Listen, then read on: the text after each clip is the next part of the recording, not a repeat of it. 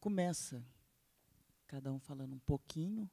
Não sei, acho que não, a gente dispensa um pouco de apresentações, né? Vamos logo ao que cada um preparou, uma curta fala ou maior e tal. E, a partir daí, a gente organiza algumas questões e abre para o público. Podemos começar por você. Pode ser. Bom, vou tentar me organizar aqui, então. Vamos lá. Então, toma o microfone aí, porque a gente está gravando. Boa tarde a todos. Obrigada aqui pelo convite. Meu óculos está aqui quebrando, caindo. Bom, eu tinha pensado em fazer uma articulação entre os dois filmes, né, que propuseram para hoje, que é o filme anterior, que é Uma Noite em 67. O Ricardo Calil está aqui, vai falar mais do filme, mas eu acho que o filme é impressionante. Vocês viram aqui o documentário anterior? Não sei se todo mundo viu, não. Enfim, que é sobre os festivais de música e onde a gente vê em ato a emergência dos debates em torno da questão do tropicalismo musical. E fazer uma articulação, talvez, não só com esse filme, que é, aliás, anterior, né? Porque a gente diz que o tropicalismo mais histórico vai de 67 a 72, mais ou menos, né? Mas, enfim, né, ouvindo a música do Caetano, Alegria, Alegria, né? Caminhando contra o vento, sem lenço, sem documento, nessa ideia da câmera, a gente pode ver um filme que eu acho que poderia ser esse aqui do Sganzella. Só que, óbvio, que o Alegria é uma música totalmente, né, enfim, para cima, alegria, liberdade, sem lenço, sem documento, eu vou... Ela pensa em casamento, eu nunca mais fui à escola, Coca-Cola, Bomba, Brigitte Bardot, né, toda uma cultura pop, quadrinhos, é uma música extraordinária, né, mas totalmente para cima, e aqui a gente vê exatamente a mesma estética da câmera na mão, do fluxo, né, dessa cultura pop, né, quadrinho, Godard, enfim, os filmes mais comerciais, que é incrível esse passeio, né, pelos cinemas, pelo centro de São Paulo, né, é extraordinário, não só a conversa sobre cinema, sobre a cidade, né, mas a própria estética. Então, eu acho muito importante, muito interessante, já que o documentário é sobre, enfim, a discussão aqui é o tropicalismo, mas fazer essa articulação, porque me parece que é um momento interessantíssimo em que o tropicalismo musical ele se apropria de uma série de processos vindos do cinema, né, câmera na mão, montagem, né, no documentário de Uma Noite em 67, né, a gente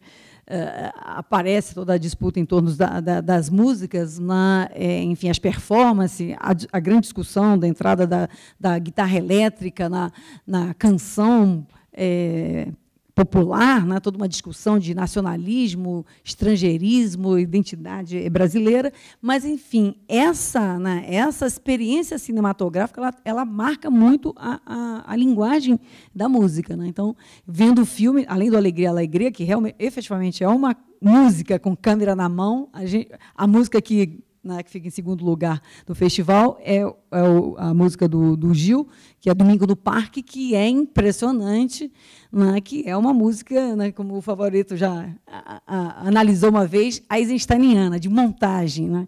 A rosa e o sorvete, o sangue da cor do sorvete de morango e o sangue é uma montagem assim quase que eisensteiniana na música. Então é interessante que é o momento em que o tropicalismo, para além das discussões, né, da cultura de massa, do pop, né, das questões de comportamento, né, no filme do Ricardo a gente percebe muito isso, como, né, a chegada da geração tropicalista, né, essa experiência cinematográfica, sensorial, né, na música, né, essa renovação em termos dos arranjos e desse cinetismo na música, como ela torna uma série de jovens também geniais, como o Chico Buarque e o Edu, em velhos, né?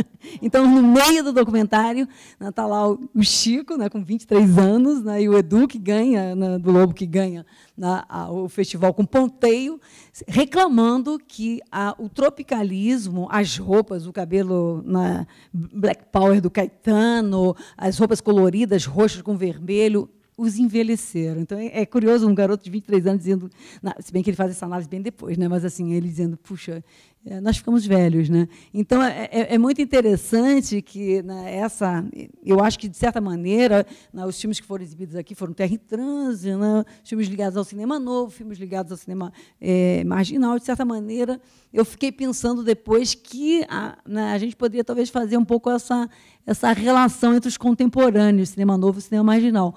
O cinema marginal, o cinema dos Sganzella, todo o comportamental também, que vinha com humor, sarcasmo, gíria, né? Aqui dá para a gente perceber de um sarcasmo, uma inteligência urbana. De certa maneira, ele se desloca muito do cinema novo. E eu fiquei me perguntando se, de certa maneira, a emergência do cinema dos Sganzella também não envelheceu, entre muitas aspas, uma parte do cinema novo, né? Óbvio, eu sou completamente enfim, apaixonada pela estética do cinema novo, enfim, as invenções em termos de linguagem, mas é muito interessante quando eu penso a questão do tropicalismo.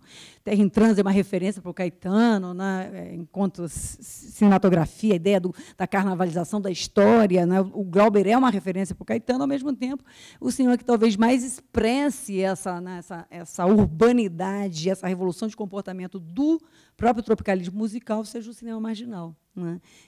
Então, eu começaria assim, com essas considerações. Enfim, tem uma quantidade gigantesca de coisas que a gente pode falar depois, mas, como o fio da meada é muito grande, eu acho que a gente vai poder ir encaminhando ao longo das falas, né? Mas, enfim, eu centrei muito na questão do tropicalismo, né? Enfim, porque, de certa maneira, a mostra tem uma quantidade grande e heterogênea de filmes. A gente poderia fazer outros recortes, mas é uma discussão que me interessa bastante para aproximar, né, esse tropicalismo musical do tropicalismo no cinema. E, claro, a gente tem vários outros filmes, né, enfim, não só da mostra, cinema brasileiro, que fazem essa articulação. Então, eu gosto muito de pensar nesse tropical e esse tropicalismo musical solar, do Alegria, Alegria, do Caetano, mas tem todo um tropicalismo, digamos assim, lunar. É uma expressão que eu acho que é não sei se é dos Sganzella, mas é o tropicalismo, ou tropical infernal, né? E eu acho que o tropical infernal está absolutamente... ele é absolutamente contemporâneo. Podemos voltar a analisar o tropical infernal, aliás, informal também, porque eu acho que nós estamos justamente nesse momento, né? Então, de certa maneira, também esse pessimismo, esse desencanto, né, no meio da frase aqui, né, o personagem vai, vamos quebrar tudo, só a revolução vai trazer alguma coisa, assim, uma mistura de tédio, de falta de horizonte, né, nesse urbano, é absolutamente atual. Incrível como esse filme podia ter sido feito ontem, né? Esse filme dos Sganzella. Essa é uma das características do cinema dos Sganzella, né? Assim, são filmes que você acaba de ver, você diz, puxa, ele podia ter se filmado ontem, né? Claro que tem um monte de referências, enfim, datadas, históricas, conjunturais, mas é incrível o frescor, né, e a juventude de um filme como esse, e também do documentário em torno do tropicalismo. E eu acho que a gente pode depois retomar algumas questões, depois de ouvir todo mundo, e aí continuar a conversa. Obrigada, Ivana. Bom, agora nós vamos passar para o Alcino Leite e deixar o Ricardo por último. Obrigado, boa tarde. Obrigado pelo convite. Como vocês sabem, eu não sou um professor, e eu não tenho os dotes de oratória da Ivana, nem seu próprio. Eu improviso muito mal também, eu até cheguei a escrever alguma coisa. Mas você estava falando, Ivana, eu me lembrei de um episódio, quando o Glauber lançou a Revolução do Cinema Novo, o livro que consiste numa série, você deve conhecer, mas consiste, quem não se lembra, consiste numa série de, digamos, verbetes, em que ele vai rememorando episódios da sua trajetória biográfica e cinematográfica. E um amigo meu virou, que tinha lido o livro também, na época, anos 80, coisa assim, falou assim, você viu como o Glauber foi econômico com o verbete do Caetano Veloso? Ele foi econômico, mas ele foi direto no assunto. Ele falou, Caetano Veloso, ou Veloso Caetano, que na verdade ele começava pelo sobrenome, Veloso Caetano, é o melhor filme do cinema novo. Aí eu falei assim, não tem isso no livro. Ele não diz que o Veloso Caetano é o melhor filme do cinema novo. O meu amigo falou assim, tenho certeza que diz. Vamos pegar o livro na livraria, fomos numa livraria. Uma situação parecida com essa do Sganzella, eu não tão adolescente, mas meio fazendo uma flanerie nas ruas de Belo Horizonte. Fomos na livraria e está escrito lá, Veloso Caetano, melhor é o filme do cinema novo. É uma frase, vamos dizer, ela não é, ela é maliciosa porque ela dá realmente margem à leitura que o meu amigo fez. É o melhor filme do cinema novo. Quem sabe Glauber não disse duas coisas ao mesmo tempo. Ele disse, ele quis dizer é o melhor filme do cinema novo e depois ele corrigiu para melhor é o filme do cinema novo. Por quê? Porque talvez o Caetano tenha uma homenagem o que ele recusou fazer, de certa forma, essa potência do cinema na sua música, sobretudo essa dos anos 60, como você ressaltou aí, do montagem, elipse, godardiana, propriamente godardiana. Ele declarou isso no cinema A Verdade Tropical, a paixão dele pelo cinema. Ele próprio queria ser um diretor de cinema, me lembrei desse episódio. Mas eu escrevi um negócio um pouco de improviso, talvez um pouco arriscado, que eu teria a dizer aqui. Depois eu vi, na verdade, 4 filmes. Foi o vibrante filme empolgante filme do Ricardo Calil, vibrante também, que é Uma Noite de 67. Também foi proposto que a gente visse um filme sobre música, né, obviamente. O Locke, do Arnaldo Batista, que é sobre um pouco a história dos Mutantes e do próprio Arnaldo Batista. E o filme da Bel Air, que é muito bom, e o filme Evoé, que é sobre o Zé Celso Martins. Eu fiquei me perguntando o que esses filmes têm em comum, fora o fato de serem figuras desse período, que é, obviamente, o que está óbvio na coisa. E uma coisa que me chamou a atenção, que me intrigou muito, que são filmes que colocam mais questões, me deixaram...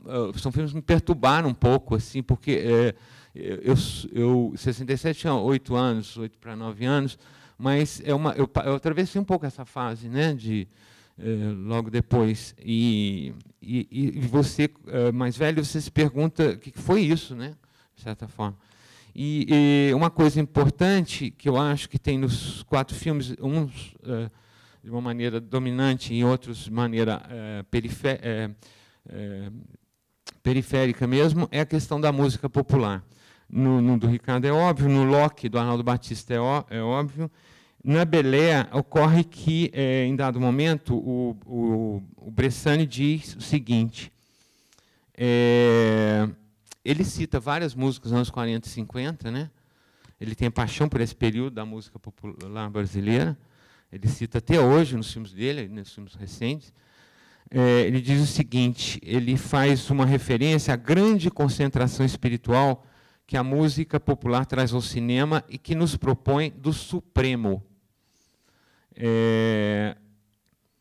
O Sganzella também tem uma base emocional muito forte, assentada sobre essa trajetória da música popular.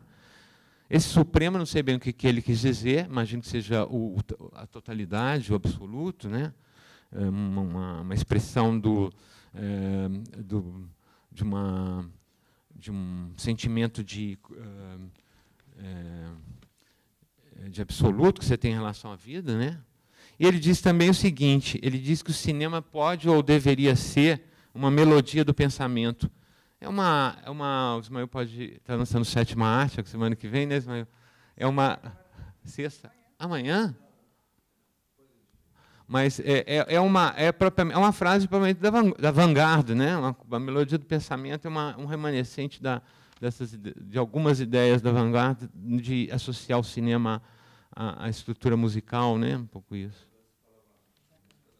A música da luz, exatamente. E isso está no Bel Air. E no Zé Celso Martins, no o filme do...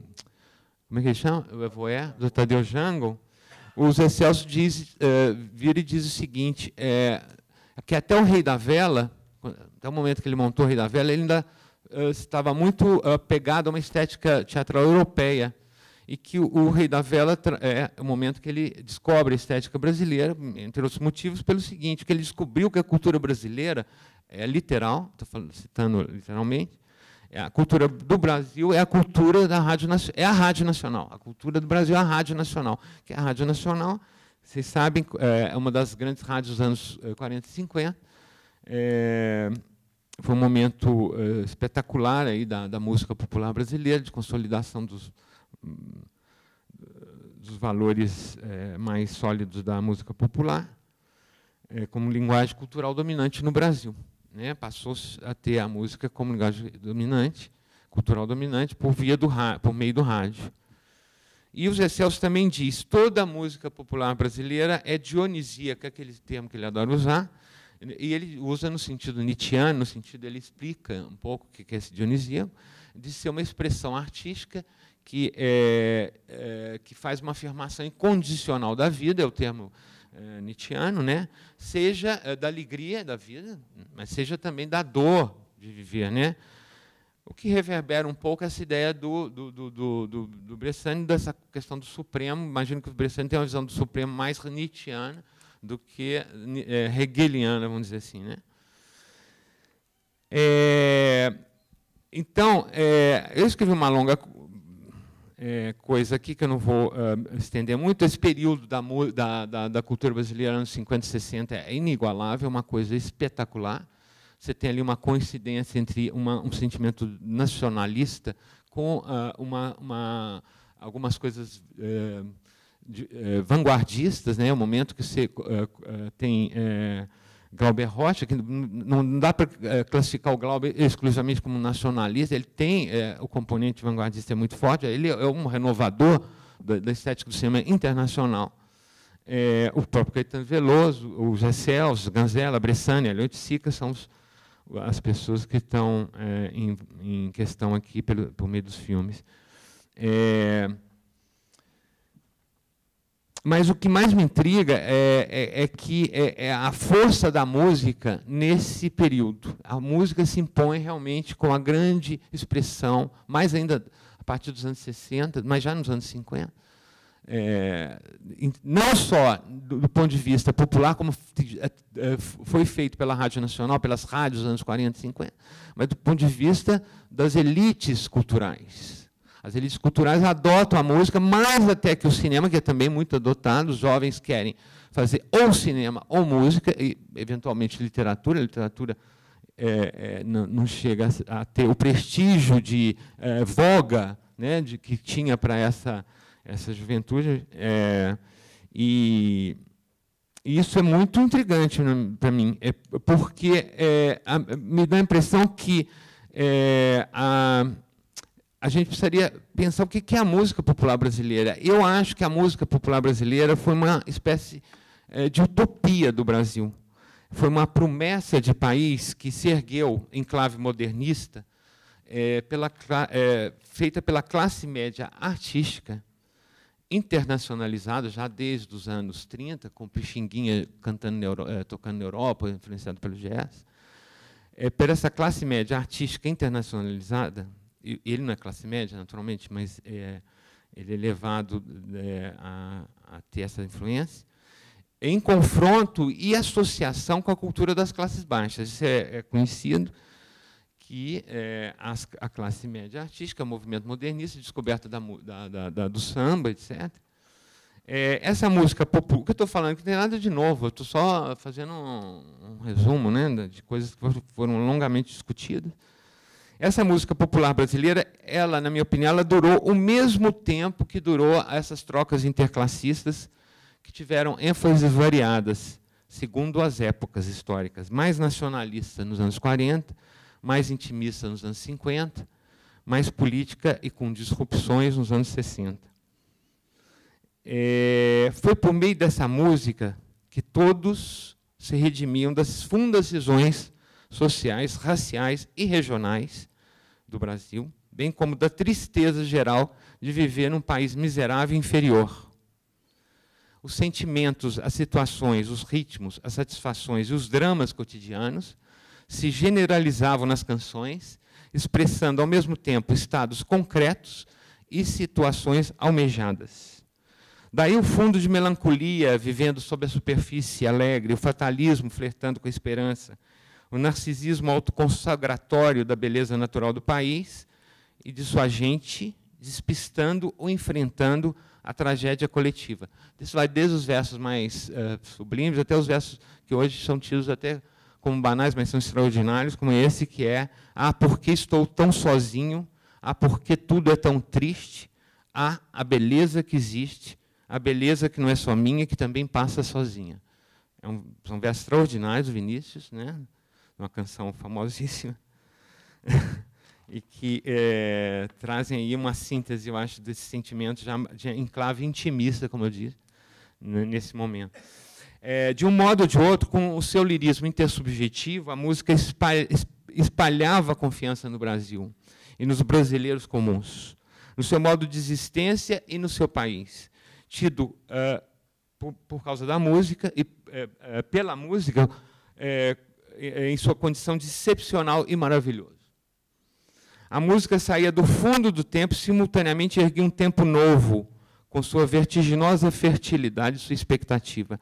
O vigor e a beleza da MPB, no meu entender, vieram dessa construção coletiva, cheia de conflitos, é claro, né?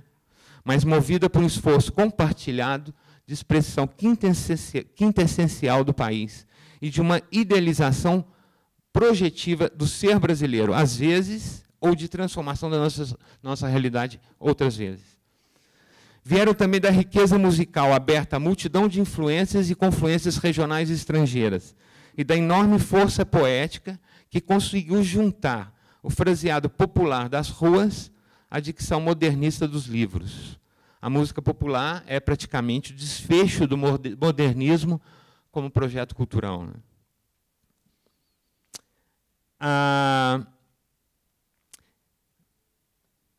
A MPB acabou no Brasil, no meu entender, ou perdeu sentido, ou virou cacofonia, no momento em que as classes sociais começaram a se encaminhar definitivamente para um conflito aberto, desde o fim dos anos 60, é o período que nós pegamos, e no qual elas continuam emergindo sem a questão se solucione, né? É um caminho meio sem volta, no meu entender. Então, eu só posso ver com uma certa nostalgia essa expressão de maravilhamento da música popular brasileira, hoje. E aí, contrastando com o Terra em Transe, me parece que a força do Terra em Transe vem justamente desse poder de ruptura com uma certa visão essencialista da sociedade brasileira, que foi ambicionada, de alguma forma, desde os anos 20 até os anos 60. O Glauber ele rompe muito com isso, ele traz um mundo conflitual e agressivo, né? Sobre o qual um mundo cuja agressividade a gente não teria mais dúvidas a partir do AI-5, 68, o ditador militar se radicalizando também, né? É quando o Brasil idílico da música popular caminha para o fim, e há a crise da chamada canção brasileira, no sentido mais tradicional, né? Essa canção projetada dos anos 20, que o apogeu está nos anos 40, e que chega até a noite de 67. Né? O que se ergue depois disso, então, a partir de 67, é um tempo horroroso, como diz o Bressani no Belé, que continua a repor horror sobre horror, né? Até o ponto em que a gente não pode mais se fiar, a não ser nostalgicamente mesmo, em uma concepção do Brasil e da brasilidade, tal como formulada por essa música popular, né? E a noite de 67, não sei se o Ricardo vai concordar comigo, vocês vão concordar comigo, me parece que é um último momento, ou pelo menos um momento emblemático do fim desse sonho de país. Isso que o filme é muito vibrante, muito emocionante, ele joga para cima, mas você acaba de ver e fala assim, é o fim, acabou. Foi um momento que acabou um país, né? Estava acabando emblematicamente ali um país.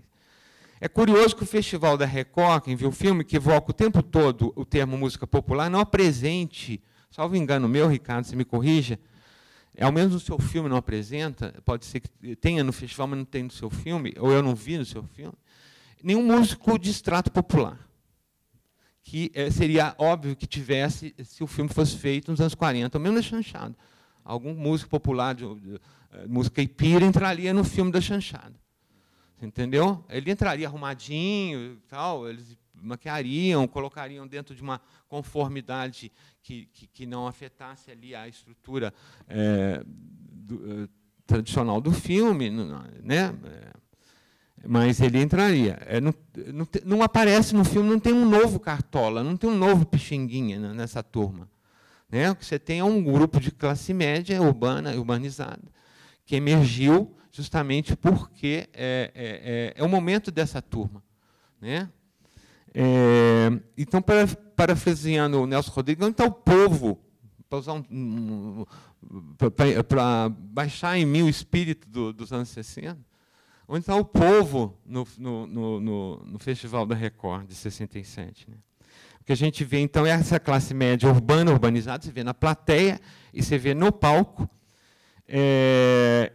e cujo público potencial que não está lá, naturalmente, é o da televisão, que é também um público de classe média. Porque vale lembrar que a televisão era um produto, um eletrodoméstico de classe média nesse momento. Né? Era caro, era exclusivo, pouca gente tinha, e quem tinha era classe média. Né? Eu não esqueço que eu assistia na casa da minha avó, que foi a primeira televisão que eu via, as empregadas ficavam no fundo. As duas empregadas ficavam no fundo. Né?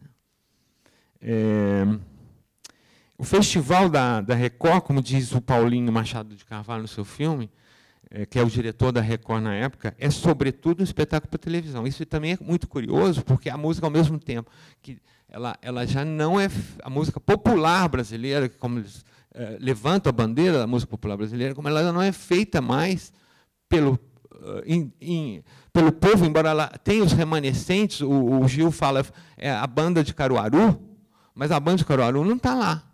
Quem foi lá são os Mutantes. Não é isso? Então, quer dizer, nada contra, mas estou só colocando a questão.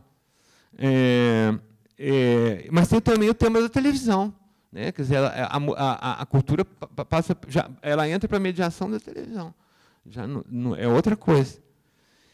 E qual que é o tema dominante do festival? É saber se deve ou não usar a guitarra elétrica na música popular brasileira. É o tema dominante, é um dos temas dominantes. Quer dizer, os nacionalistas contra os jovens vanguardistas. Né? Quer dizer, é tudo jovem. Mas, ao momento que você usa a guitarra, você ganha um selo de juventude que os que não usam não têm.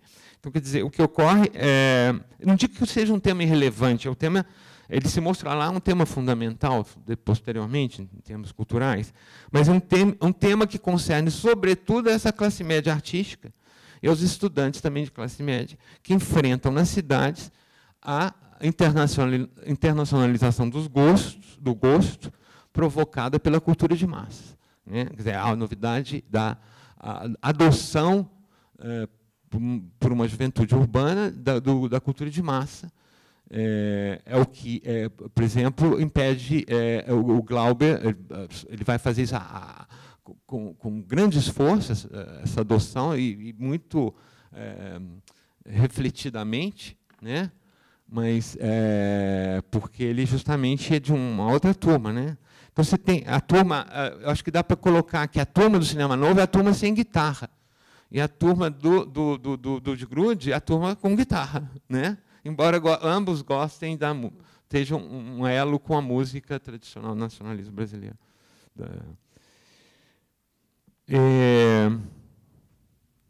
Então, a mim só para voltar, citar o Terra em Trânsito, afinal é sobre ele que a gente está falando um pouco, né? Não digo o filme do Calil, que não é uma questão. O filme dele é um espetáculo no sentido de abordar essa noite de 67, tão importante para a cultura brasileira, mas o que a gente vê disso tudo é aquela imagem mesma do Glauber no Parque Lage, tampando a boca do povo. É o momento que se tampa a boca do povo, mesmo, de certa maneira, a classe média artística que está se consagrando no meio desse movimento que emerge, de onde vai vir, por exemplo, a Tropicália, e onde vai vir o cinema underground. Radicalizei um pouquinho só para esquentar. Você esqueceu o Roberto Carlos e Erasmo Carlos, que não era bem a classe média, né? Então ali tinha uma outra coisa também. Mas, enfim, vamos deixar para o debate, porque eu já fiquei aqui me coçando para responder várias coisas.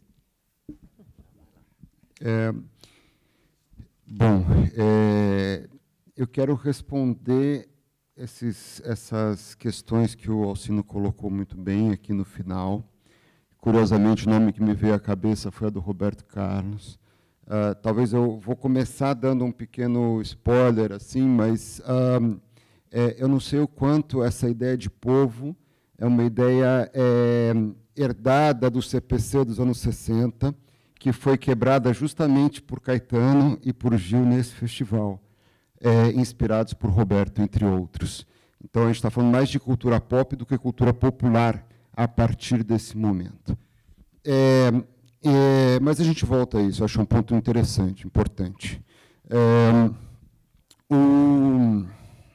Estou muito feliz de estar aqui por alguns motivos específicos. Assim. O primeiro deles é que a última vez que eu estive numa mesa na USP foi com o Alcino Leite Neto. Ele não deve se lembrar disso, mas ele foi da minha banca de TCC, em 95, quando eu me formei em jornalismo na ECA. Ele era meu chefe na Folha de São Paulo e uma figura referencial para mim, sempre, antes de eu chegar à Folha e durante. Né? Eu não perdi a admiração por ele enquanto ele foi meu chefe, então acho que isso diz muito. Isso foi há 22 anos. Depois disso, de me formar em jornalismo, eu entrei em cinema na ECA também, mas um pouco tomado pelas agruras do jornalismo, eu não pude concluir e não pude ter aula com o Ismael, que está aqui na frente, figura que admiro muitíssimo à distância. E também outra figura que admiro muitíssimo à distância é a Ivana, que está ao meu lado, que eu li, foram tanto Ismael quanto Ivana, em livros e artigos, foram leituras fundamentais para formar minha visão do cinema, assim como Alcino.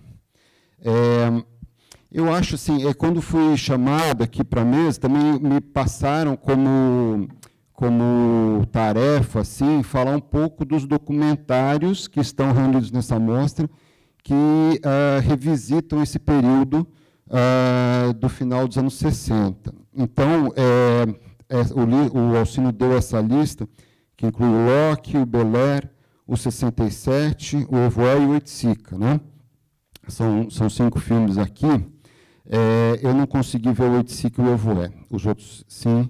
E eu acho que, assim, tem, além do amor pelo MPB, que atravessa todos eles, assim, eu acho que tem questões temáticas que são comuns, obviamente. Assim, 67 e Locke falam de música, Belair fala de cinema, Evoé de teatro e Oiticica de artes plásticas.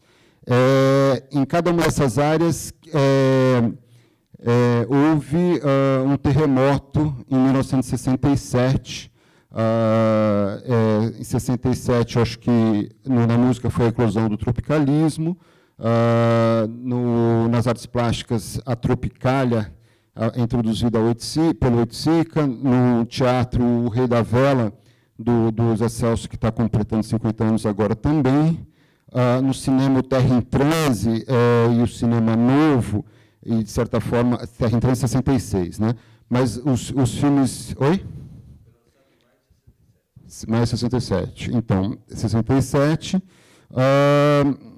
E, de certa forma, assim, a Belair, né, quer dizer, os filmes do Bressens e Ganzella, obviamente não podem ser classificados como cinema novo, e o cinema marginal também é um termo que é depreciativo, mas, de certa forma, ele responde a esse terremoto do Terra em Transe, né? Então, acho que tem essa semelhança temática, né, da inclusão contracultural desse período dos anos 60, que é algo com raízes brasileiras modernistas, como salientou Alcino, mas também uma resposta a uma série de questões que aconteciam mundialmente, né? Beatles e etc. Jimi Hendrix e por aí vai. Agora, tem uma coisa que me chama a atenção, que é anterior ao tema, nesses 5 filmes, assim, que é um fato curioso, assim, que é todos esses filmes foram feitos por pessoas que não viveram esse momento. Os realizadores são todos da minha geração. Eu sou de 72, eu tenho 44 anos. Eu nasci 5 anos depois do Festival de 67. Isso é comum a todos os realizadores, talvez com exceção do Tadeu Jungle, que é uma geração posterior, mas que era muito jovem no Rei da Vela. Eu nem sei se ele viu o Rei da Vela, porque ele devia ter talvez 10, 11 anos, um pouquinho mais velho do que o Alcino, quando ele houve o Festival de 67. Então, assim, o que me parece curioso é como pessoas que não viveram esses eventos vão revisitá-los, né? E acho que a estratégia de cada um é específica. E eu queria, enfim, acho que eu me sinto mais à vontade aqui de falar da minha experiência um pouquinho, de como um realizador relativamente jovem olha para esses eventos do passado. Assim. Então, isso foi um processo, como qualquer filme brasileiro, longo, mas assim eu queria detalhar um pouquinho o processo, correndo o risco de ser meio cabotino, mas que eu acho que, de certa forma, talvez ajude a elucidar um pouquinho os outros filmes e as outras estratégias também. Primeira coisa que eu acho que foi importante no caso do 67 é definir um recorte. A gente começou, eu e meu parceiro Renato Terra, que é ainda mais jovem que eu, 9 anos mais jovem que eu, a gente começou com a ideia de fazer um filme sobre os festivais da canção, um documentário sobre os festivais da canção, e aí nos pareceu óbvio, em primeiro lugar, que era muito assunto para um filme só, né? A era dos festivais, chamada Era dos Festivais, ela ocorreu entre 65 e 72. Então, a gente, e muitas músicas importantes, muitos compositores importantes, muitos intérpretes importantes surgiram aí. Então, a gente tinha que fechar um pouco o foco. Assim. Eu acho que, pegando um pouco o gancho da fala do Alcino, assim, que esse foi o momento, de certa forma, o começo do fim, né? Num certo sentido, ou o fim, né? Você falou que foi o fim, né? De país, de cultura brasileira. Eu acho que Ivana está aqui do meu lado já tensa, quer discordar?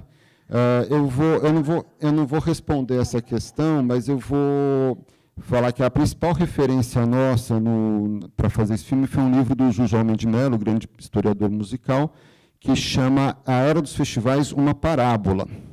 Então, o que ele diz é que, em termos de qualidade, repercussão, relevância, os festivais descreveram uma curva de parábola, em que o ápice foi 67. De certa forma, então, ele faz um pouco sentido a ideia de que ele também foi um começo do fim. Né? O tropicalismo provoca uma explosão que, de certa forma, ele por algum motivo, por algum momento, ele tira o brilho das outras coisas e ele se extingue muito rápido, e daí você fica só com a contradição um pouco depois disso. Ivana poderá discordar em breve. Então, assim, a primeira coisa foi definir o foco, e a parábola definiu o nosso foco. Ou seja, vamos falar do momento do ápice, do ponto mais alto. 67 é considerado o grande momento da era dos festivais. Por uma série de motivos, pela qualidade musical, nem todos viram o filme, mas, enfim, em primeiro lugar foi o Ponteiro do Lobo, em segundo lugar foi o Domingo no Parque do Gil, terceiro foi Roda Viva do Chico, quarto foi Alegria, Alegria do Caetano. Essas 4 músicas num evento com esses compositores já dizem bastante sobre a qualidade. Também foi o momento mais definitivo, porque ali certas contradições clássicas da cultura brasileira, esses embates entre modernidade e tradição, ficaram muito patentes quando Caetano e Gil propuseram essa ruptura tropicalista, né? Então, a gente focou em 67, e quando a gente apresentou esse projeto para o João Moreira Salles, que é um ótimo documentarista, ele falou assim, que bom que vocês vieram com um foco definido, porque ele lembrou a fase do Alberto Cavalcante, documentarista e cineasta brasileiro muito conhecida, que diz, se você quer fazer um filme sobre os Correios, faça um filme sobre uma carta. Se você falar, você nunca vai conseguir fazer um filme sobre os Correios, dar conta dos Correios, mas se você der conta de uma carta, você vai, de certa forma, iluminar os Correios, ou seja, iluminar o período. Então, a gente tentou focar em 67 para iluminar um pouco essa ebulição cultural.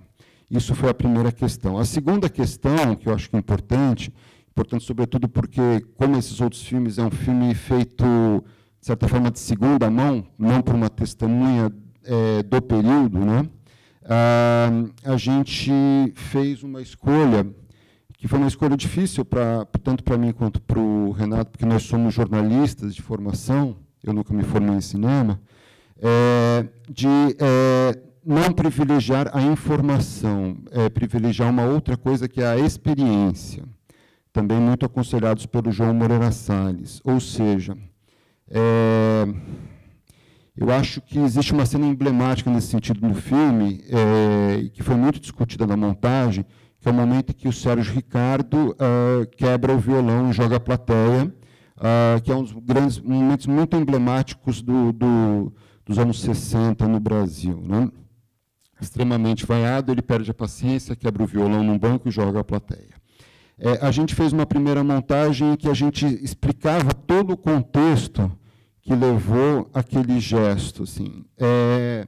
E, de certa forma, aquilo não era o suficiente. E a gente, no final das coisas, depois de muito elaborar, a gente chegou à conclusão que a gente devia botar os 7 minutos de tentativas dele de cantar, de arquivo, seguidos, sem corte, que antecederam o momento, sem nenhuma explicação para isso. De forma que a gente tentasse, de alguma forma, recolocar ou colocar pela primeira vez o espectador nessa experiência. Então, a gente fez uma série de opções no filme que tentavam transmitir a experiência daquele momento, daquele lugar, incluindo arquivos sem cortes, né? As músicas apresentadas são apresentadas sem cortes. A gente também não trouxe nenhuma palavra de especialista no filme.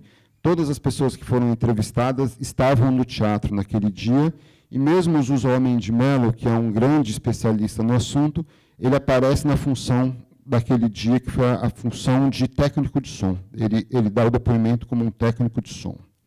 Isso é uma coisa. E a outra coisa, obviamente, é que essa experiência, ela não é uma experiência que a gente apresenta, não é a única coisa que a gente apresenta essa experiência filtrada por essa memória dos participantes. E esse filtro da memória, eu acho que, enfim, o Hernani Hefner, que é da Cinemateca do MAN, lá no Rio, ele falou uma coisa muito interessante sobre o 67, enfim, eu gostei de ouvir, não sei se ele tem razão, é que ele diz que é um filme que tem uma relação dialética com o passado, né? Ou seja, ele não tem uma relação meramente nostálgica. Embora desperte nostalgia, ele não tem uma relação meramente nostálgica com o passado, porque os participantes lembram daquele momento, que é um momento glorioso, num certo sentido, às vezes com uma certa dor, como quando o Gil diz que o tropicalismo foi um momento agônico da carreira dele, às vezes com uma maneira que foi encarada por muita gente de uma certa forma blasé, como, por exemplo, quando o Chico não se recorda da letra do Roda Viva, ou quando Caetano, de certa forma, disse que ele queria que o Alegria fosse uma música, que ele não tivesse ficado tão marcado pela Alegria. Então, a gente tentou trazer essa experiência de volta, filtrada por uma memória dialética. Assim. Então, esses foram alguns dos desafios que a gente enfrentou e se colocou, talvez alguns vencidos, outros não, na hora da feitura de um filme sobre um passado que a gente não viveu. Acho que essa era a minha introdução. Assim, acho que eu vou deixar a Ivana responder a questão se foi o fim de tudo, 67, ou se foi o começo. Sobre essa questão do popular, voltando um pouco no popular, esse festival ele aconteceu em 3 eliminatórias. Nessas 3 eliminatórias, talvez o mais próximo do que você chama de uma cultura popular que houve nas eliminatórias foi o Martim da Vila. Martim da Vila ele fez Menina Moça e não passou para a final. Música que depois se tornou um clássico do samba. Muito incomodados com este fato de que o samba, sobretudo, dentro dessa visão nacional popular, né, que elegeu o samba ali, quando a Rádio Nacional elegeu o samba como o ritmo brasileiro, dentro dessa visão, muita gente ficou incomodada com isso, quando isso aconteceu. Houve protestos e, por conta disso, eles criaram a Bienal do Samba no ano seguinte, em que jovens de classe média, como Chico, e sambistas da antiga, como Donga, eles participaram e concorreram na Bienal do Samba de 68 para contemplar essa ideia do popular. Organizada pela Record também, isso. Mas o que eu acho é que é isso, que em 67, a grande questão de 67, que você fala assim, a grande questão do filme é da guitarra elétrica. A guitarra elétrica, ela foi, na época, e acho que hoje, um pouco eleita como um símbolo. A discussão não é sobre a guitarra elétrica, é uma discussão banal, como muita gente reconhece hoje. A discussão por fora dela é antropofágica ainda, é modernista, ou seja, o quanto a gente pode... A divisão pré-67, pré-festival de 67, a MPB estava dividida entre o Fino da Bossa e Jovem Guarda, em resumo, grosso modo. E o que o Caetano e o Gil, nessa ruptura, propõem é que a ideia da pureza ela não é uma ideia mais possível em 1967, por tudo isso que estava acontecendo. E a ideia do nacional popular também não é mais possível em 67. Eu fui super sintética, né? Só queria, enfim, uma questão que eu não coloquei, tinham várias outras, mas eu acabei não enunciando, mas eu acho muito importante a discussão que o Alcino trouxe, porque me parece um pouco radical demais e dramático, né, a gente pensar um momento como o fim de algo. Porque 67 justamente é um momento de uma confluência incrível, né, justamente desses repertórios populares, né, da apropriação desse grupo de classe média, branca, né, enfim, se a gente pega o Domingo no Parque, por exemplo, tem toda uma tradição ali nordestina, os personagens, no próprio Cinema Novo, a retomada do cordel. Então, claro, essa pergunta é uma pergunta retórica, onde estava o povo, você pode fazer na literatura de 30, no Cinema Novo, na música, na USP, antes das cotas, ou seja, é uma pergunta que o tempo inteiro a gente vai perguntar pelas condições de participação de um outro grupo social na produção da cultura no Brasil. Então, né, eu acho que não tem um período especial. Né? Ao contrário, a gente vai ver, até eu estava pensando assim, por que o choque da Tropicália, né? Que estava ligada a uma transformação de comportamento, a questão da chegada da televisão. Eu acho que o tropicalismo é uma das primeiras, talvez seja a única vanguarda brasileira que chegou na cultura de massa. Né? Eu também posso estar exagerando, né? Mas é um momento que procedimentos estéticos, né, e de linguagem muito sofisticados se massificam. Né? Então, é um momento muito interessante. O cinema novo não foi tão popular, né? Enfim, os vários outros, mas, enfim, com Gil e Caetano, a gente tem uma vanguarda artística extremamente elaborada, que se apropriou de uma quantidade enorme de procedimentos e ela explode. E aí tem uma coisa muito interessante, que eu acho que a gente não colocou aqui, que eu acho que vale para o debate, que é a construção de um público. Né? E aí tem a questão da vaia, que eu acho incrível. Né? Ou seja, né, a vaia, esse lugar do público nas transmissões ao vivo, é muito similar ao que a gente está vendo hoje nas redes sociais, por exemplo, né? Que é o público que tem o poder de interromper uma música no meio, né? A ponto do lobo quebrar, o violão sair de cena, desistir do espaço público. Né? Então, muito, muito interessante que a televisão coloca uma ênfase enorme nesse público. Né? Os gritos, continua, eu acho que tem uma fala no teu documentário incrível, que ele diz que vai colocar o microfone no teto, né, para pegar, né, justamente essa novidade que era o público como participante e participador. E aí a gente vai para o Elliot Sica, que estava trazendo a ideia do quase cinema, né, do com X, espectador, o que não é mais espectador, ele está participando, enfim, do percurso, esse público, né, que interrompe, que se coloca. O Zé Celso tem uma frase incrível sobre o público. Ele diz, né, que o Rei da Velha inventou um público. E aí ele vai falar exatamente da reação histérica do público. Falou, um corpo emerge, é como se o teatro, digamos, antes dessa experiência ou tropicalista, ou antes não, mas, enfim, né, o teatro clássico, ele simplesmente ignorasse o público. Né? Então, de repente, esse público emerge no teatro, grita, vaia. Né? Então, é um momento incrível. Então, eu acho que a gente está começando aí muitas coisas ligadas a esse contemporâneo. Por isso que a sua visão meio apocalíptica, que Brasil é esse que estava acabando? Não sei, Pixinguinho, onde está o Pixinguinho? Para mim, né, quer dizer, o próprio o Buarque de Holanda, o próprio Chico, enfim, né, vai emergir ali, né, e vai entrar no cânone tal qual, óbvio, né, que ele não vem de uma família pobre, né, que eu acho que é a sua inquietação. Mas eu acho que talvez seja uma pergunta, não sei se fora do lugar, mas assim, né, maliciosa. Então, o Jean-Claude escreveu um livro inteiro para responder sobre essa sua pergunta no Cineastas e Imagens do Povo, né, como justamente uma classe média branca produziu o cinema novo, falando do Nordeste, da favela, etc. E tal. Mas, enfim, essa questão é interessante, mas talvez ela não seja tão interessante para a gente, porque a gente pode fazer essa pergunta a qualquer momento, como eu falei, inclusive, né, para a USP hoje. Né? Então, eu queria trazer esse elemento da questão do público. Eu acho que é um momento de ruptura assim, muito importante e muito interessante, e um momento de uma invenção em que eu acho que essas tradições, e aí sim, a cultura popular, né, com a guitarra elétrica, esse momento que não...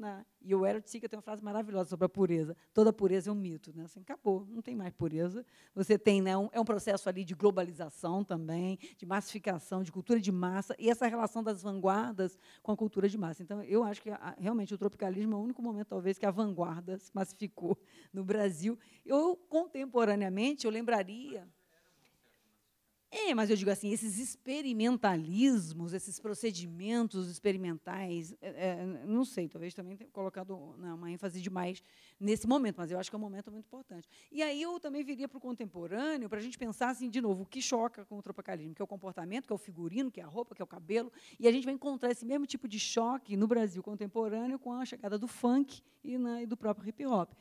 Sujeitos, né, do discurso vindo de outros lugares que tomam a cena, e aí eles são chamados de vulgar, brega, né, enfim, eles são desqualificados. Aliás, é muito boa as descrições, né, dos diferentes grupos sobre Caetano, se jogando no chão, aquele negócio, não estava entendendo nada. É uma desqualificação, né, da estética, do comportamento. Então, eu acho muito interessante a gente trazer o tropicalismo e articular com esses movimentos contemporâneos em que a gente tem o mesmo tipo de estranhamento.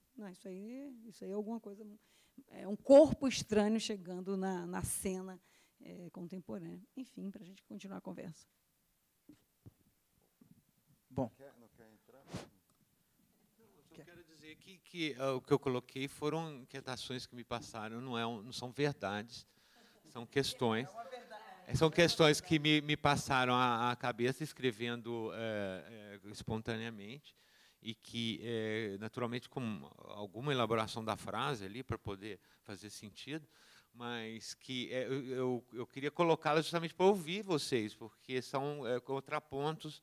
Eu acho duas coisas importantes que vieram à tona foram, por exemplo, a questão de o que é o povo, né? Hoje é uma questão que retorna à filosofia política, né? Por causa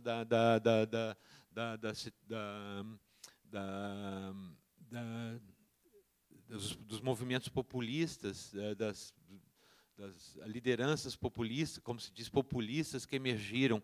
Mas há também, então, sei lá, populismo de extrema direita, né, que, sobretudo, né, que levou um grupo de filósofos, alguns filósofos, a refletirem novamente sobre a questão do povo. Gente que já vinha refletindo, aliás, há algum tempo com Ernesto Laclau, entendeu? Alain Badiou, essas coisas. Então, o povo hoje é um outro. Não é o povo mais do CPC, é preciso redescobrir o povo, na verdade. Mas eu não escrevi isso pensando nesses caras, não, entendeu? Mas é preciso redescobrir o povo, porque o último livro do Badiou, me parece, é sobre justamente o fato da esquerda recusar uma aproximação com essa ideia do povo, desse conceito do povo, levou ela a um certo exílio das próprias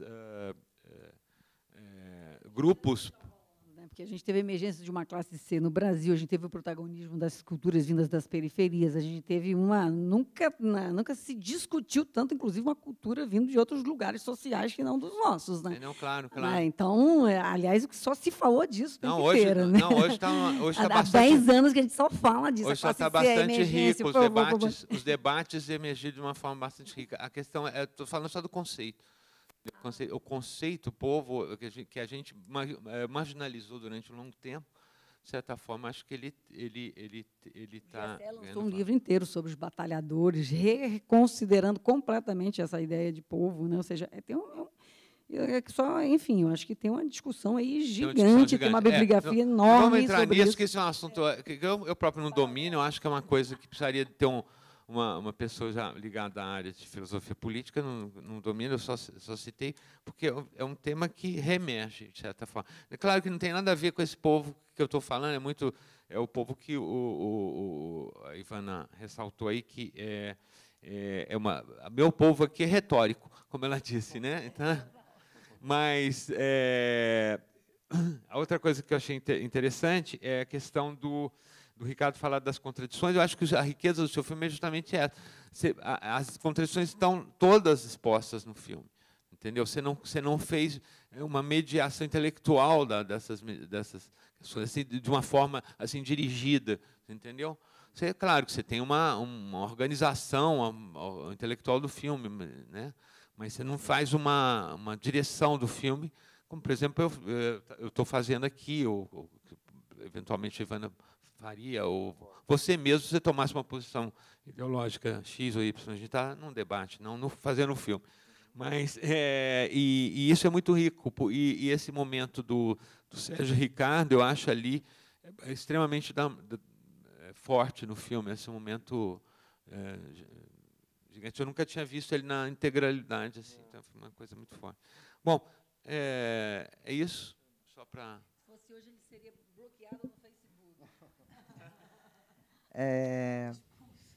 Tentando alinhavar algumas coisinhas para abrir para vocês, eu acho que esse debate, essa época, talvez essa melancolia do Alcine em relação a... Porque tem um tom meio melancólico de uma perda, na medida que você ia falando, eu ia pensando, por exemplo... Eu, propriamente, não tenho melancolia nenhuma, não tenho nostalgia nenhuma. Eu estou dizendo que tem uma coisa que surgiu por volta lá dos anos 30 e 40 e que ela se encerra. Não quer dizer que o que vem depois é ruim. Mas a melancolia, ela necessariamente não é negativa, ela pode ser produtiva. Oi? Você quer falar? Não pode, uai. Vamos lá.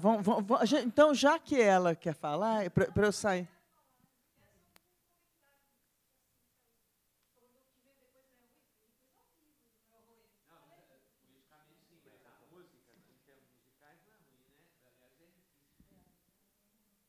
Bom, porque sofre muita censura, ela tem muitos problemas, mas ela não é uma cultura qualquer, ela não é desprezível. Não, a música, o cinema, ela tem grandes coisas, né? As artes plásticas são muito fortes, né? Agora, não é mais aquela coisa, não é mais aquela coisa que você está tentando montar ali um Brasil que tem o CPC, o povo brasileiro, você tem, mesmo com as lutas de classe. Hã? O intelectual, o artista perdeu, ele entra no estado de histeria, o Hélio de Sica vai na favela, faz o parangolé, é um samba, né? Ele vai, né, pegar a roupa lá, sei lá, um emblema ali da vida popular e faz o parangolé, quer dizer, ele cria esse diálogo continua, mas ele é aflitivo, ele não é mais. E ele também não tem mais. Ismael estudou isso longamente, Ismael é a pessoa certa para falar disso. Ivana também, mas ele não tem mais aquela confiança de que algo vai ser criado, né? A revolução, né? Ou então, não no âmbito da revolução, mas no âmbito da vida, da canção popular, do sentimento popular despertado pela canção, de que o Brasil é um país, uma terra isoneira, né? Entendeu? Que é uma boa terra, né? A música vai carregar tanto a música, a boa música, como o cinema, vão carregar esses atritos, esse horror, né, que se instala a partir da ditadura. Calma lá, deixa eu contar uma coisa. O que eu acho que... Pois deixa eu tomar um pouquinho, porque existem momentos que são marco. Então, você traz a Rádio Nacional como marco, é marco de uma comunicação nacional, na música, na novela, e marco também de misturas, né? Mesclas também, onde essas misturas que você chama tanta atenção, Vila Lobos com Cartola, né? Mas a gente tem, nos anos 60 também, o Rogério Duprat com os Mutantes. E, a meu ver, essa época ela tem um dado que é fundamental para a gente olhar, e talvez não seja muito simplificador falar se transformou-se essa situação nisso ou naquilo, porque é uma época que aí eu vejo uma aproximação com a nossa época, com a proliferação de experiências no campo das artes como um todo, que a gente tem visto aqui, né? Então, você tem todos os diversos campos em ebulição. A gente vai ter a questão da guitarra, né? Eu me lembro, eu fiz um documentário sobre o Arnaldo Batista, chamado Maldito Popular Brasileiro, e tive a oportunidade de conversar com o Rogério Duprat, e o que representava a guitarra. Então, teve uma passeata contra a guitarra. Da mesma maneira que, hoje em dia, a gente vê até diversas aglomerações para discutir todo e qualquer ato, algumas questões de raça, algumas questões de gênero, que são as grandes questões que atravessam a nossa época, que naquela época não tiveram espaço para emergir, porque o comportamento ele vinha diluído. Quando a Ivana traz a questão do comportamento naquela época, o Celso Favaretto, na terça-feira, e o Ismael, semana passada, foi na quinta, e nessa semana a gente discutiu o comportamento como um elemento fundamental que nessa virada de década emerge, e, em vez de entender isso como fim, é mais um começo de uma sociedade muito mais complexa, onde os lugares eles não estão tão dados, tão localizados. É a complexidade que emerge, as contradições e a necessidade, a meu ver, que naquele momento isso começa, e hoje em dia isso está muito exacerbado, de negociar, de aprender a negociar. Que talvez essa lição, dessa vez, a gente começa a aprender melhor. Esse povo que vocês sentem falta, talvez ele tenha ganhado voz, e ele não precise de um representante. Hoje. Naquele momento, se você for pensar politicamente, Alcino, você tem, por exemplo, a igreja, nos movimentos da igreja de base, você tem uma série de movimentos políticos onde ele tem uma voz, sim, tanto dentro das fábricas. Ela barrar isso, mas essa pressão continuou. Continuou nas ligas camponesas. Então, os movimentos eles não param. Assim, a gente podia... Não sei, viu, Alcino? Mas, pois é, mas no Mato Grosso, talvez as grandes cidades, aí é uma outra discussão, não vamos polarizar, não. A cara dele. Vamos dar uma... eu estou tentando dar uma fechada para procurar trazer um pouquinho a própria emergência de um cinema, e talvez uma grande questão que tenha acontecido, é quando a classe média procura, se o modernismo ele procura pensar o Brasil e trazer a existência do Brasil, o que a gente vai ter nessa época é, de novo, uma série de intelectuais repensando, falando, não, a gente amadureceu desde lá, esses 50 e tantos anos, porque nessa melancolia do filme que a gente viu hoje, aí sim tem, no documentário, você tem algo que é uma sofisticação francesa do cinéfilo, que se reclama, que critica aquele lugar, a gente só vê filme. Mas, ao mesmo tempo, é um lugar de construção de pequenas paixões. E a passeata, a guitarra elétrica, o teatro do Zé Celso, o teatro, aí a oficina, do Opinião também, são lugares onde você tem uma diversidade de paixões muito grande. E de uma tentativa de fazer com que essas paixões fiquem em pé, tenham um lugar tanto dentro de uma tradição brasileira, porque eles procuram retomar, quanto em diálogo com o que estava acontecendo no mundo. Então, é esse momento dessa afirmação, não sei.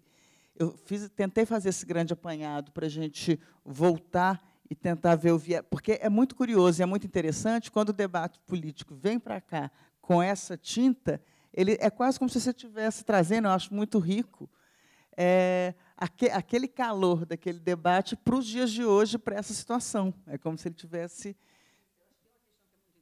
Que é um momento muito importante em que a disputa de imaginário aparece, do comportamento, de novo, volto, né, a roupa, o cabelo, como esse lugar político, de construção de uma outra forma de disputa política, que é, de certa maneira, o que o cinema do Sganzella faz de uma maneira genial, que é esse comportamento, é a flamar, é o repertório, ou seja, é toda uma emergência de uma experiência política que vem do cotidiano, que vem dessa relação com a linguagem, ou seja, ali, eu acho, por isso que me parece que é um momento assim, extraordinário, onde você começa a sair do deslocamento do debate simplesmente da luta de classes, né, uma coisa dura, um marxismo, né, duro, né, para esse entendimento do componente cultural, do componente da cultura, do componente da linguagem, né, enfim, da música. Óbvio que isso sempre esteve presente, mas é um momento muito interessante de emergência dessa disputa no campo do imaginário, não só no campo da disputa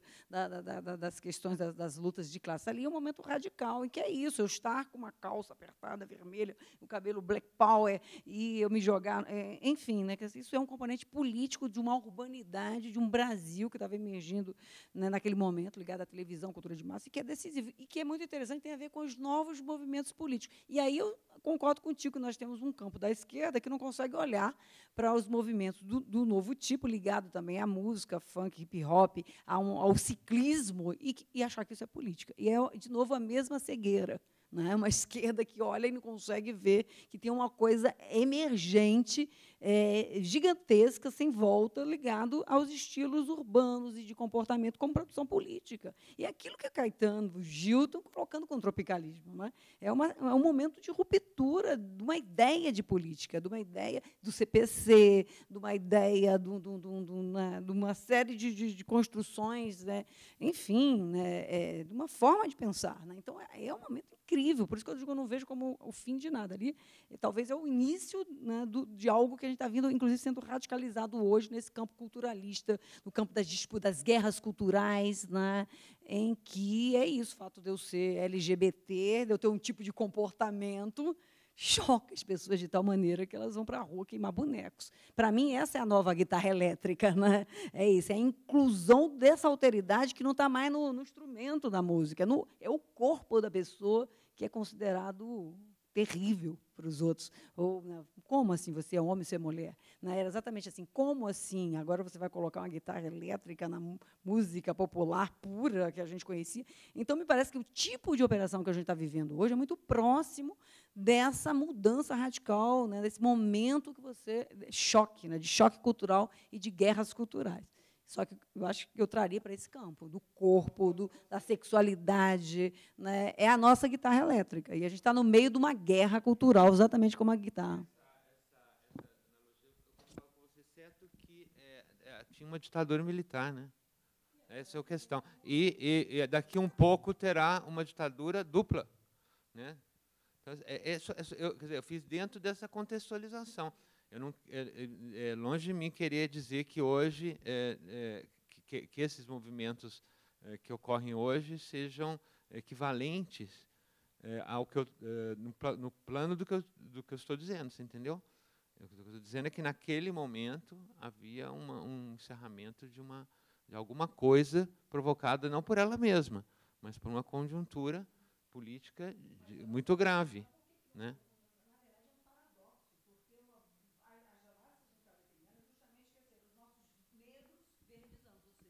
Plena ditadura militar, no auge da repressão, você tem uma inventividade cultural explosiva.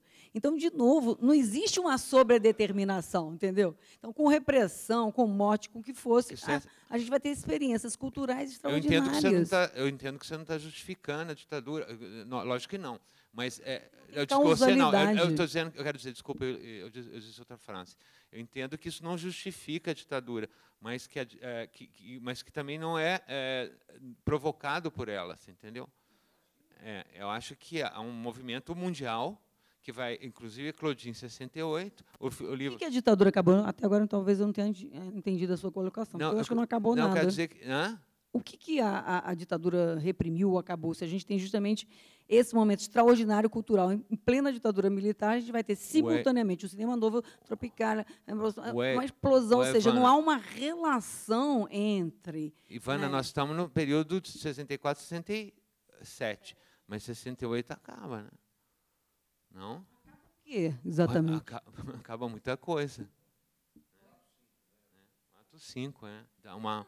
É claro que não há uma extinção das artes brasileiras pelo ato 5, mas acaba um certo modo de por isso que eu acho que já não dá para a gente usar acaba nada. Primeiro que tem forças subterrâneas que continuam. A gente está aqui num país em crise, né, com uma quantidade gigantesca de processos, né, de desestruturação geopolítica, e que eu saiba também, isso não vai acabar. Deixa eu deixar claro que eu não estou dizendo que acabou a música popular brasileira, que acabou a arte brasileira. Eu não estou dizendo isso. Estou acabando um modo de pensar a música popular brasileira, modo de pensar. Que não acabou. Eu acho que estimula, inclusive, o que emerge é uma coisa nova, entendeu? É estimulado pela época, pelas pressões políticas, entendeu? Mas aqui esse modo que eu estou narrando, que eu falei, que surgiu dos anos 30, sei lá, 40, esse modo é que acaba, não a música brasileira, entendeu? O Ricardo colocou uma coisa interessante, a gente vê do que continua e o que vai, a tradição da ruptura, né? Quando o Caetano Veloso diz que ele gostaria de ser menos lembrado por Alegria, Alegria.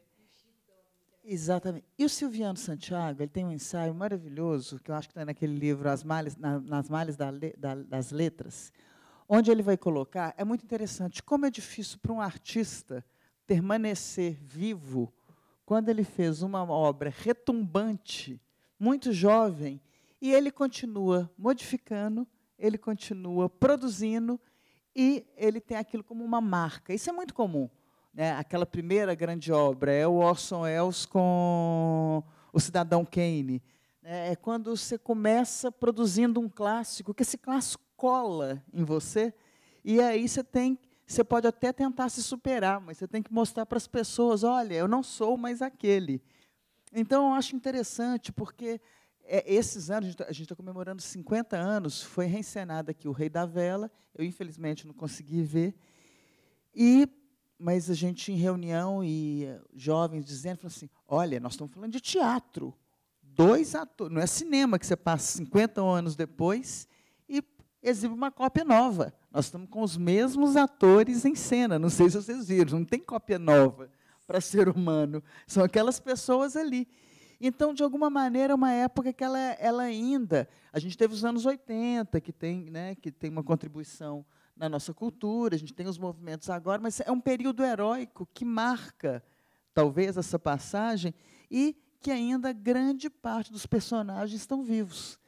Então, como lidar com isso, né, dessa história, e a tentativa, ele comenta muito do Caetano, de ficar, já que você está vivo, reescrevendo a história, porque a cada momento, você olha para aquela época, a cada momento da sua experiência de vida, você olha para aquela época que você criou, para aquilo que você fez, fala, não era bem isso, não era bem isso.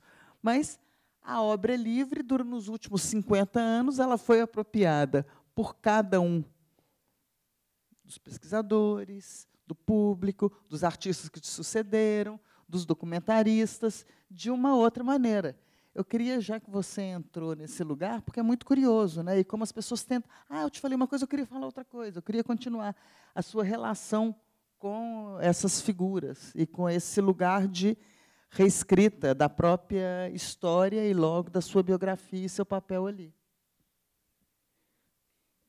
Eu acho que... Assim, a tua pergunta me faz pensar que talvez esse seja menos um filme sobre 67 do que um filme sobre 2008. Por que 2008? Porque foi a época da gravação.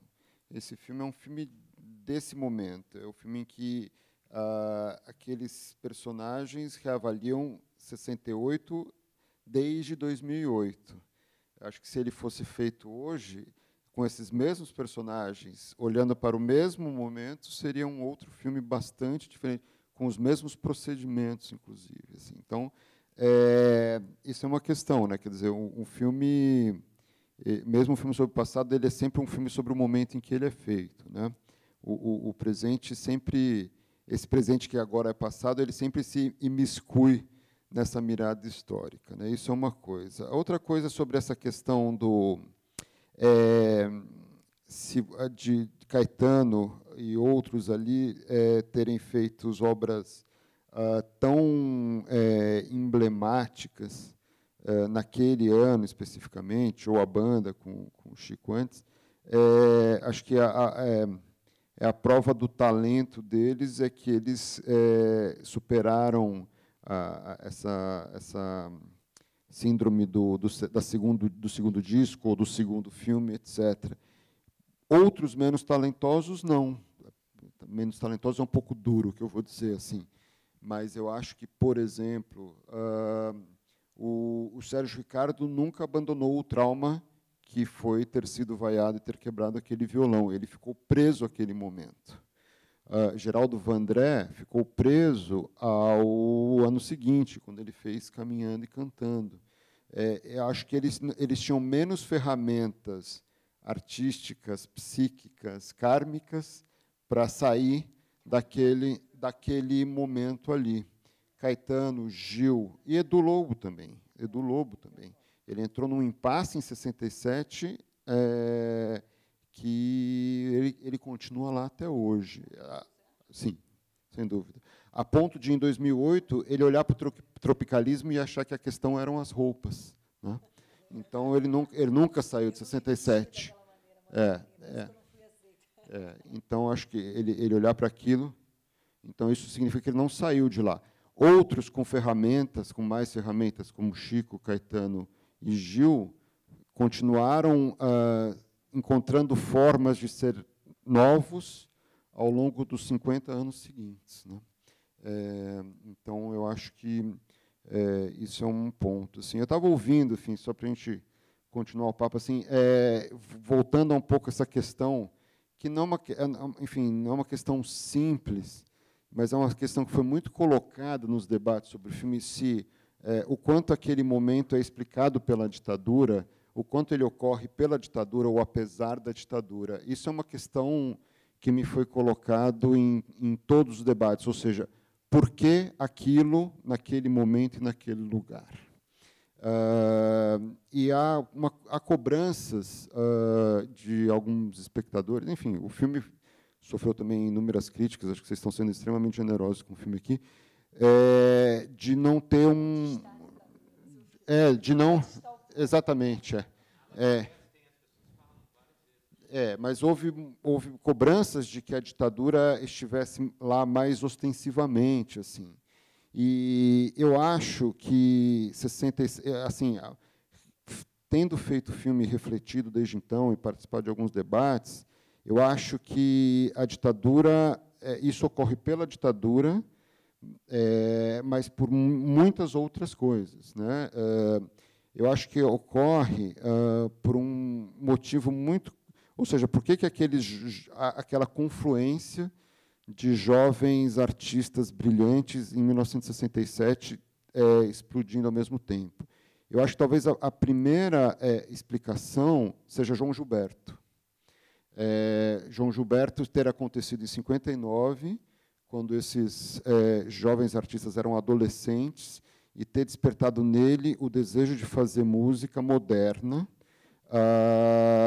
e isso maturar para jovens veteranos em 6 ou 7 anos depois. João Gilberto é uma das explicações. Outra das explicações é indústria cultural, mercado. Ao momento em que a gente passa da Rádio Nacional para as TVs nacionais em rede. A indústria fonográfica nascente. Eu não diria que era enorme, mas ela começa a ficar enorme justamente aí, numa simbiose entre televisão e gravadora, que em 67, inclusive, eles lançam os discos sobre cada uma das eliminatórias no dia seguinte à eliminatória. Então, você tem uma eliminatória desse festival com 12 músicas, no dia seguinte tem nas lojas um LP de 12 músicas. Então, isso é indústria cultural primária e sofisticada ao mesmo tempo. Outra coisa,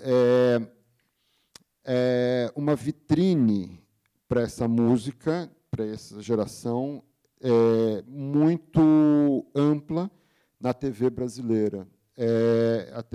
A música pré-novela, né, quer dizer, já havia novela ali, havia um começo de novela ali, mas a novela não era o filé mignon da TV. O filé mignon da TV, daquelas TVs, a partir de 65, foi essa emergente música popular brasileira. João Gilberto explica isso que você falou antes, ali atrás, Ismael, que tinha showzinhos universitários, eram shows de bossa nova, né? Então,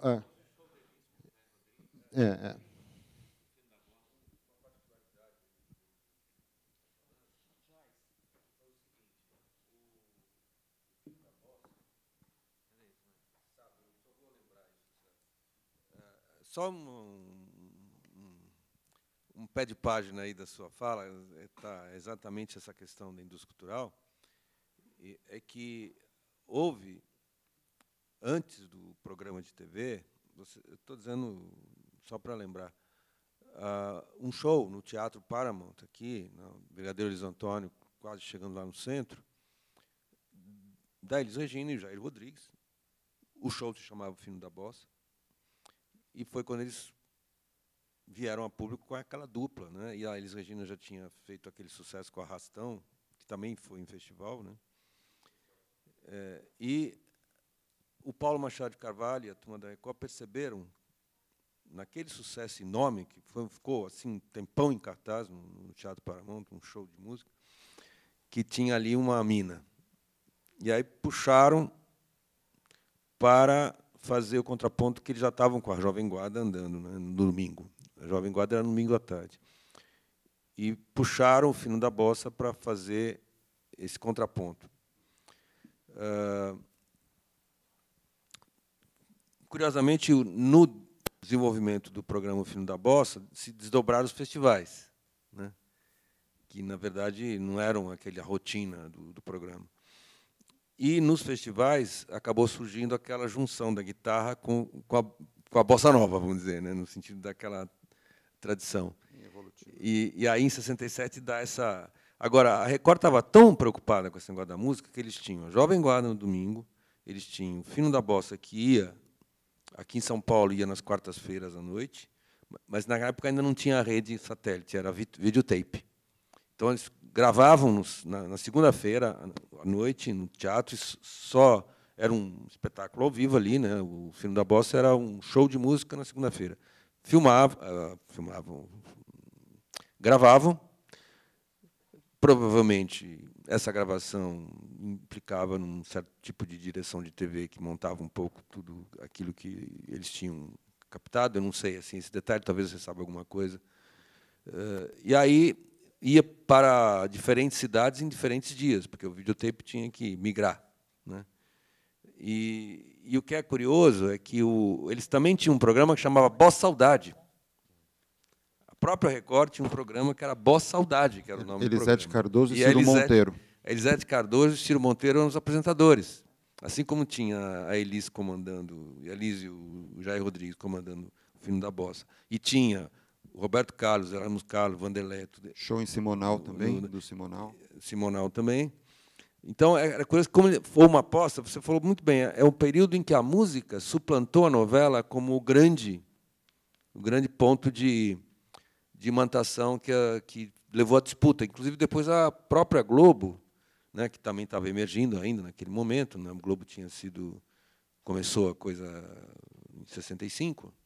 Né, quando chegou em 68, já tinha o Festival da Canção, que foi aquele no qual o Geraldo Vandré, no Maracanãzinho.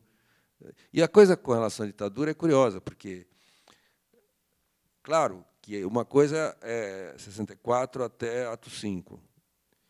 E você vê que a juventude ela teve uma tendência, no início, a se identificar mais com aquele tipo de tradição que dava continuidade a um certo tipo da música de protesto, como a gente chamava na época. E um dos protagonistas da música de protesto era o Geraldo Vandré, que, ainda em 68, um ano depois de 67, foi o grande apoteose da vida dele, foi aquela música no Maracanãzinho, um estádio inteiro cantando com ele, uma música contra o Exército, né? Então, isto era uma maneira de manifestar um tipo de oposição ao governo militar, né, que tinha já dado nome à canção de protesto, né, que todos, no início, eram antes dessa virada de 67, o rótulo que se usava mais era essa ideia da canção de protesto, que, inclusive, incluía Chico Buarque, incluía o Gilberto Gil. Se você pegar a Roda, as músicas dele no primeiro long play, não, a música dele, do Gil, Roda, se você pegar várias das canções que o Gil gravou no início, ela tinha esse tom também. Não em termos de que musicalmente era bem diferente do Geraldo, bem diferente do Chico, mas todos tinham essa tendência a serem identificados como uma música de oposição. E o racha foi em 67. Aí deu racha mesmo. E daí deu racha Caetano e Gil de um lado, Chico do Lobo, bom, Geraldo Vandré muito mais ainda, né, de outro. E também o Sérgio Ricardo, que vinha da tradição da bossa nova, tal, também entrou ali. Agora, o caso do Geraldo é mais grave, porque o Geraldo realmente teve um problema, porque logo em seguida, em 68, depois daquela questão do Maracanãzinho lá, ele acabou se exilando, né, e não voltou bem. Ele voltou já bastante abalado e entrou já numa fase mesmo de problemas psíquicos graves, né? Inclusive, coisa que eu acho que é o ponto assim limite dessa, como ele falou, do colapso desse pessoal, né? Eu só estou lembrando isso aqui porque essa conjugação, eu acho que ali houve um racha mesmo, em 67. Que o ato 5 criou uma questão, que foi o interregno que gerou os exílios todos, né? Caetano, Gil, etc., foram para Londres, o Chico foi para a Itália. Quer dizer, você tem um momento em que, entre 69, 70, 71, foi um período de interregno, assim, porque as grandes protagonistas daquele momento, 67, 68, estavam fora. E, quando voltaram, também já voltaram com outras propostas, né? E aí, depois, conviveram melhor, então, até o ponto do Chico e o Caetano fazerem aquele show, que depois virou um disco e tal. Só estou lembrando esse dado, porque essa questão da ditadura era realmente central. só queria introduzir uma discussão, porque eu acho que no filme não aparece. E essa coisa do comportamento, você tem toda a razão, e vocês todos. Né? E tem um dado impressionante, que eu acho que aquele momento, se a gente for tentar pegar um denominador comum àquilo que aconteceu na cultura em geral, a gente pode chamar de teatralização. É o momento em que os artistas plásticos saem do plano, aquela famosa questão de sair do trabalho pictórico no plano, na tela, e começaram a trabalhar com comportamento. O parangolé, um caso típico, e outras formas de interagir. O pessoal de música, nossa, a mudança de comportamento deles no palco, a partir de 67 para frente, olhando para trás, virou uma coisa bem careta antes, né? E o cinema também entrou numa fase de provocar o público. Quer dizer, não era aquela ideia da conscientização mais, né? Não era uma ideia de pedagogia, do intelectual gramsciano que tem a razão e vem iluminar, né, as classes populares. Não, veio a provocação, a agressão, as formas de mobilizar e gerar esses comportamentos da plateia que a própria Ivana citou, as pessoas gritarem, etc. E o Oficina foi isso. O Oficina, o Rei da Vela, era impressionante, né? O primeiro ato era um grande compêndio do teatro político do século XX. Passava por Piscator, passava por Meyerhold, passava por um monte de coisa, num tom bem de gente erudita de teatro. Baixava a cortina, intervalo, começava o segundo ato, abria a cortina, você tinha aquele pano de fundo bem convencional de teatro de revista, a Baía de Guanabara pintada, e todos os atores entravam completamente já numa outra indumentária, completamente descontraída, e cantavam Yes, nós temos banana, com toda a gesticulação. Yes, nós temos banana, né? Uma coisa bem fálica, banana para dar em vender, banana menina tem vitamina, quer dizer, erotizaram mais ainda do que já estava sugerido na letra. E vem acho que foi o Renato Borg que fala, porque eu não sei, não lembro o Fernando Peixoto, fala, agora nós, daí faz um resumo da história, fala, agora chegamos ao momento da espinafração. E aí tem o segundo ato, que é aí sim, bem tropicalista. Né? Desculpa estar dando essa na verdade, eu queria reintroduzir, Ismael, nessa discussão das oposições, uma que ela está meio latente no teu filme e não aparece, que era a oposição também entre tanto a discussão da canção popular com esse tropicalismo emergente, mas a Jovem Guarda, né, que era considerado alienado, que era considerado consumista, que era considerado, né, quer dizer, a juventude alienada e despolitizada. E que é incrível, né? E que vai trazer também essa mudança pelo comportamento. Vanderleia, depois, com a questão da pílula. Então, é muito interessante que isso também ficou meio obscurecido nessa história nossa cultural, a importância do movimento como a Jovem Guarda em termos de comportamento. Os cabeludos, quando um cabeludo aparecia, enfim, né? Toda uma discussão incrível que pegava para muito além da classe média. E aí, né, quando você perguntou onde é que está esse povo, né, digamos que a Jovem Guarda ela vai cumprir essa função comportamental, né, de novidades da entrada do campo do consumo, discussão da contracultura, de uma maneira muito interessante, né, e que ficou obscurecida pela nossa história contada a partir dos vanguardismos da classe, né? Isso, exatamente. Mas, enfim, né, eu queria até saber, no teu filme essa tensão não chega a aparecer, mas como é? Roberto Carlos e Erasmo aí. Não sei, sabe? Desculpa, eu estou aqui naquela de vetusto cidadão, que tem a memória viva, que eu estava como espectador nesse momento, que é outra coisa também que eu acho que tem que lembrar, é que a própria cultura pop e o rock, tudo isso, passou por uma transformação radical nos anos 60. Porque uma coisa é a Jovem Guarda, Roberto Carlos, a outra é Beatles.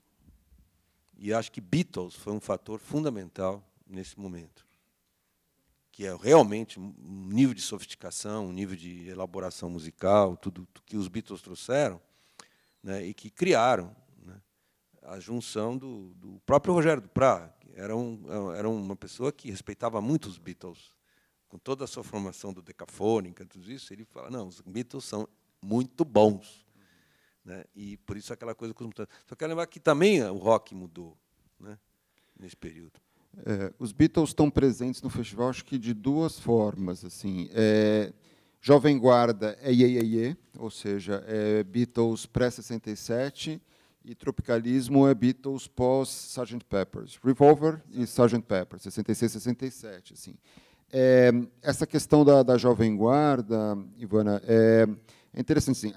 Eu não estou falando como uma desculpa, não é uma resposta assim, mas como a gente fez um filme que quis ser muito focado, ou seja, na final de 67, a gente tinha ali, a gente só usa uma cena de arquivo fora da final de 67, que é a da passeata contra a guitarra elétrica, que tinha Gilberto Gil 3 meses antes do festival tocar guitarra elétrica. Então, o Gil encarnou as contradições do período, ali, do ano.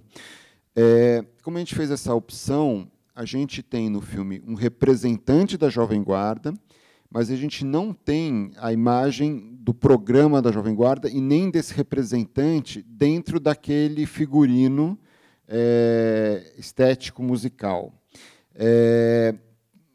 Por quê? Porque nesse ano especificamente, Roberto vai lá para cantar um samba, né? Popular, né? O pop vai fazer o popular. E, de alguma forma, é um samba encomendado a ele, ao contrário daqueles outros que estão ali, Edu, Caetano, Chico, Gil, que vão se apresentar como os cantautores, né, os cantores-compositores. Ele vai ali, como ele que já era um cantautor de pop rock, ele vai ali se apresentar como um intérprete, como um crooner, né? Também querendo mostrar que ele podia ir além da Jovem Guarda. Então, de alguma forma, aquele é o momento em que ele começa a ensaiar uma transição para o cantor romântico também, que ele pode cantar suave, né? Ele que cantava João Gilberto como crooner, né? O Chet Baker como crooner. Então, num certo sentido, eu acho que a tua inquietação vem do fato de que a gente não tem o Roberto cantando Calhambeque ali, e não tem mesmo por uma opção narrativa nossa, né? Mas ele no festival não, alguma coisa sobrou, muita coisa se perdeu de Jovem Guarda, do programa Jovem Guarda, muita coisa se perdeu. Mas então foi uma opção que talvez tenha atenuado a presença imagética da Jovem Guarda.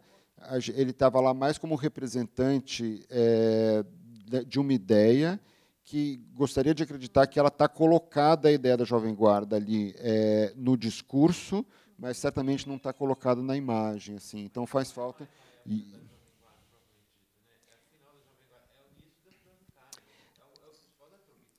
Eu vou dar um contexto, assim.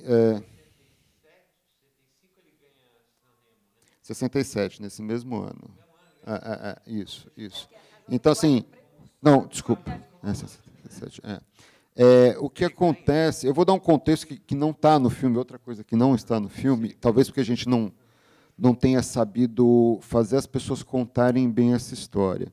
Mas a passeata contra a guitarra elétrica não é uma discussão só de estética, é uma discussão de mercado. O que aconteceu?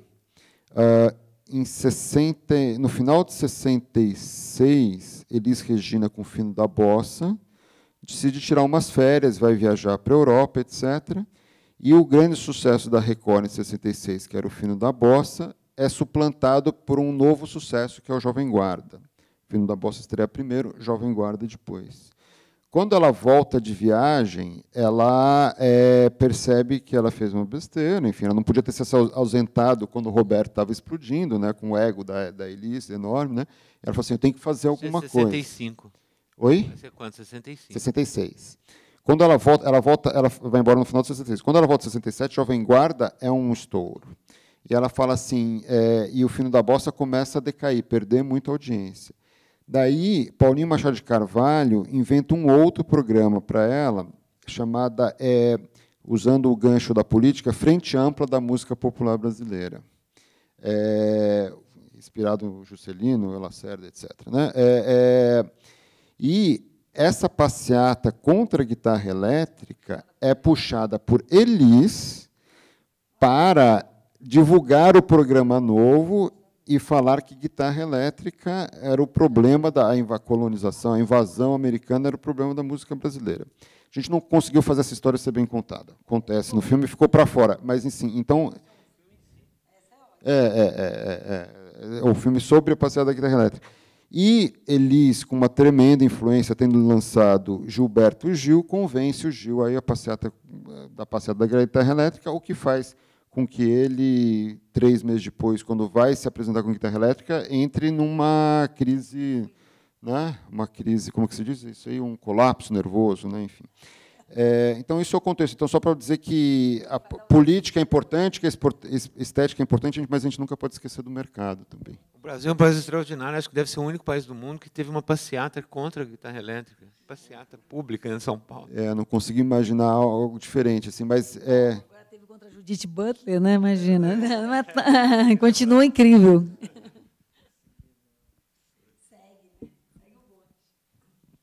Gente, queria ver se alguém tem alguma questão, mas eu acho que essas mesas têm primado por debatedores. As questões são muito quentes ainda, né?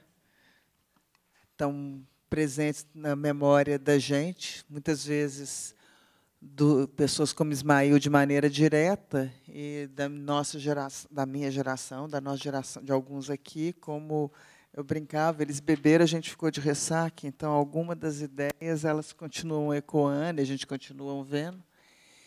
E bom, amanhã termina essa mostra, né? Na semana que vem voltamos com o circo. Começamos com o circo, então queria convidá-los para vir, agradecer muitíssimo mesmo a presença da Ivana Bentes, veio do Rio para cá para conversar com a gente, do Ricardo Calil, que mas mesmo vindo de perto, trouxe um bom relato sobre o filme e sobre o que é o filme, sobre o que não do filme que ajudou a construir.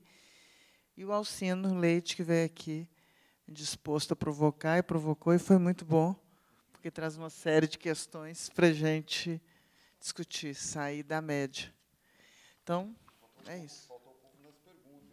Exatamente. Onde está o povo? Essa pergunta que não cala. O povo mais animado foi embora. Aquela menina.